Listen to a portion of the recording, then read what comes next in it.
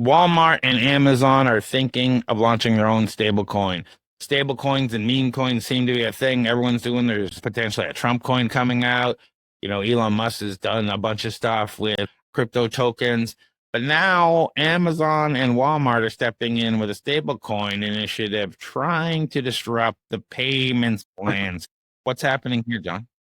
Yeah, so this obviously this makes sense.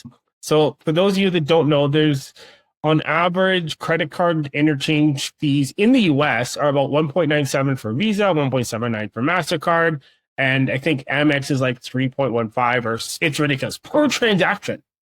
And so Walmart and Amazon, they're exploring creating their own, let's call them digital dollars for now, just to make it easy so people to understand. And it could maybe revolutionize how we pay for things, but it also could complicate things if everyone has their own stable coin. So think of the stable coin like their own digital gift cards, but they actually work like real dollars. So they can be sent instantly over the internet without going through traditional banks. Now, this is great for people who use their debit cards kind of thing to spend. But for people that use credit cards and put things on credit, we're going to have to figure out what that solution looks like. But why does this matter, right? Is every time you swipe your credit card, and this is mostly talking about credit cards though, all these retailers have to pay fees.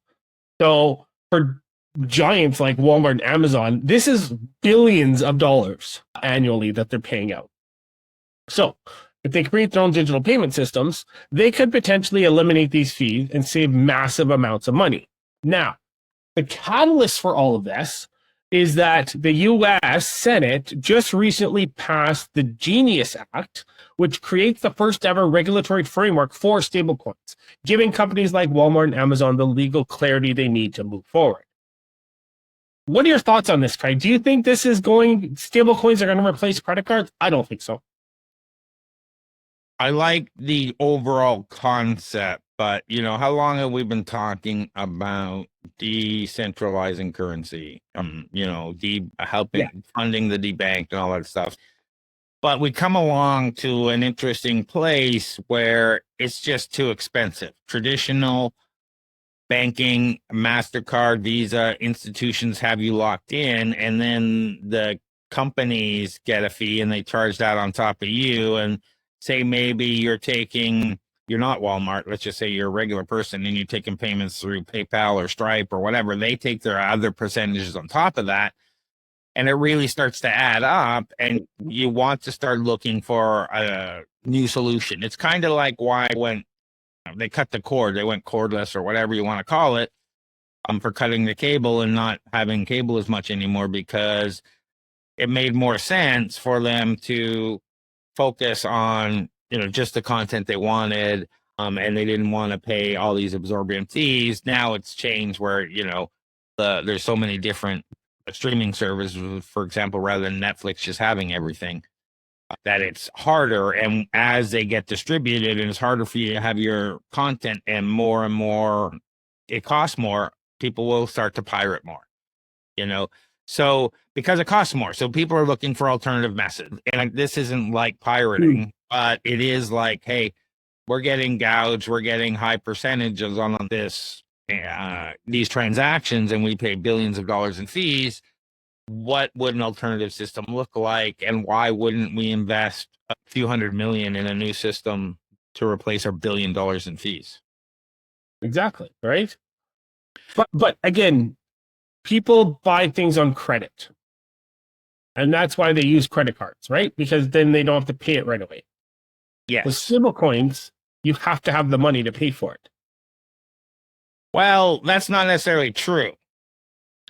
I mean, the transaction happens at a stablecoin level, so there's no bank involved with the transaction.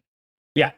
So, but doesn't mean that whatever that is, or Amazon or Walmart don't have their own credit institution that allows for these stable coins to be transferred. That's true. Yeah. So we don't know the system for which they're putting this in, because let's face it, we've been part of the crypto community for a long time. Yeah. I used to run the cryptocurrency conference. We did monthly events. I had like 10 summits and conferences back in like 2019. And, it's been years since then. Still, people were bragging about how you can buy anything with crypto at the time, and it was becoming commonplace and everyone's doing it. How many people do you know that are actively using it in their day-to-day life? Not trading, not this, that, but using it. Very few. Only those that are heavily in the. But again, this is the natural progression because there's not the infrastructure. I know that when I went to Futurist, they had, can't remember what coin they were using, but you could pay for things with a certain coin, right? And so the problem is we haven't had the widespread adoption yet, which is why it's a niche market right now.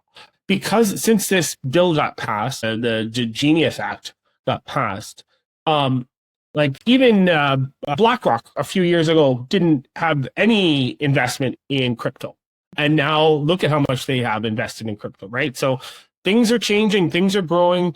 Not as fast as probably a lot of people would like or as we would have thought, but it's getting there.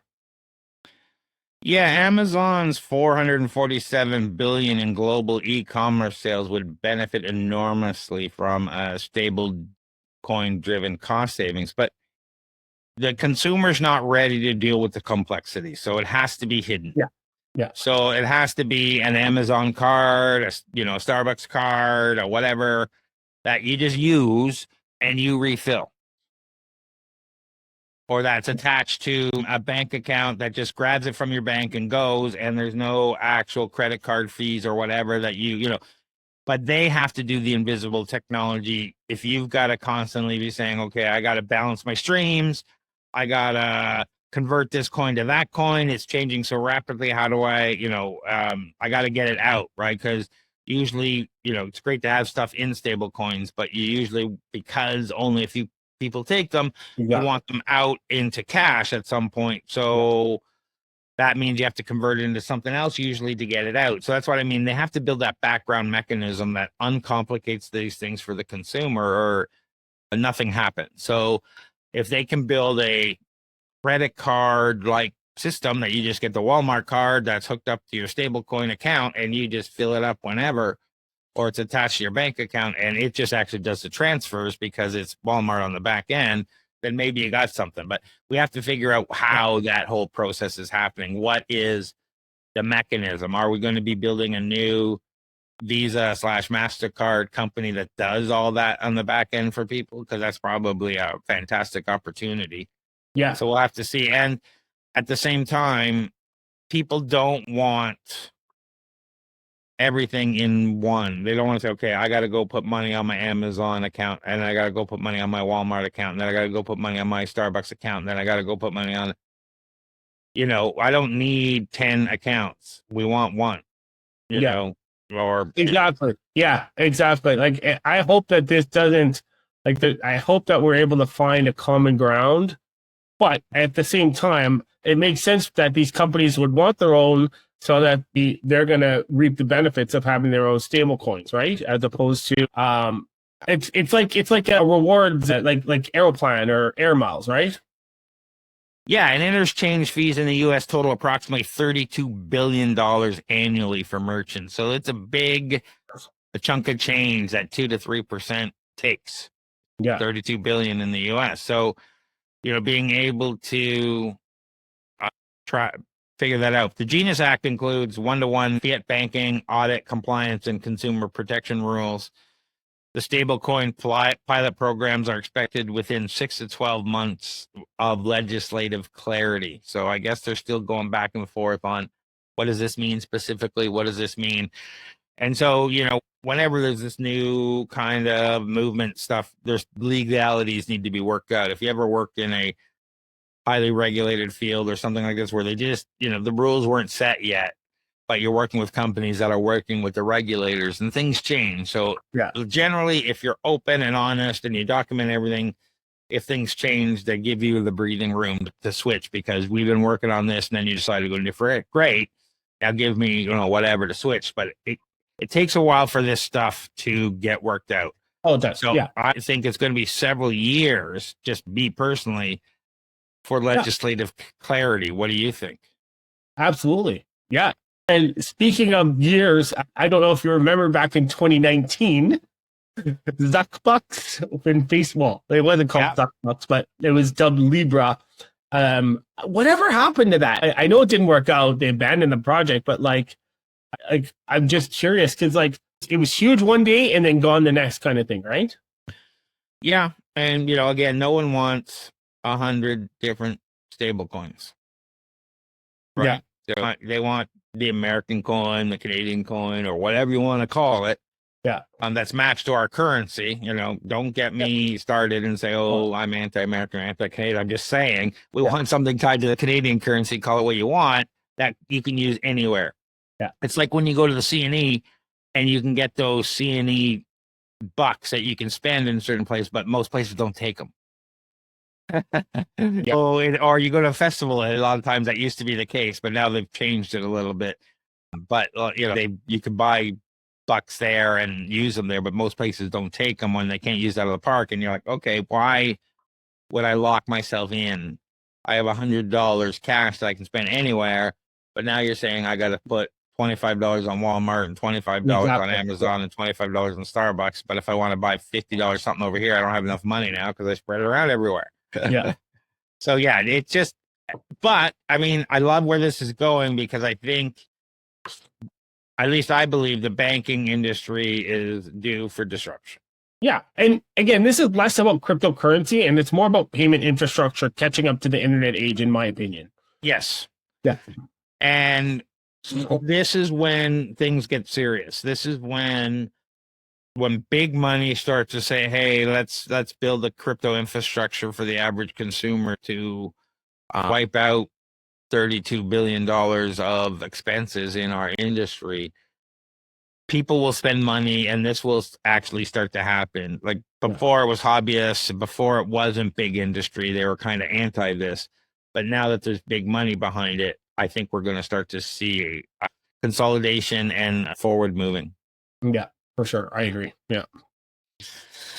So let us know what you think. Do you think these Amazon and Walmart stable coins are the future? You think there's going to be one coin? Do you think it's another crypto dream and you're going to stick to your Ethereum or Bitcoin? Let us know what you think in the comments. So what do you got going on, John? Oh, I don't even know when this is coming out. So September? No, we're only a couple of weeks ahead now, so we'll probably come out late July. So if this isn't coming before July 22nd, we have a July 22nd Flowgrammer meetup featuring Superbase. Going to be great.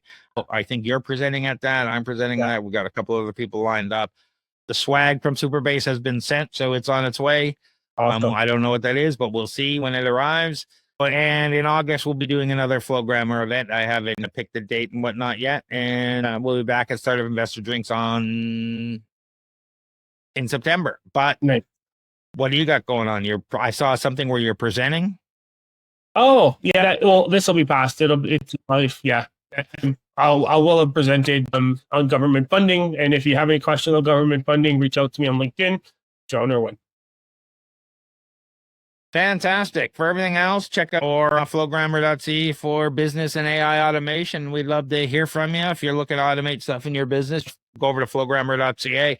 Find out our events in Toronto where we do our local meetup events. We're going to start some online stuff, some inner circle stuff coming soon.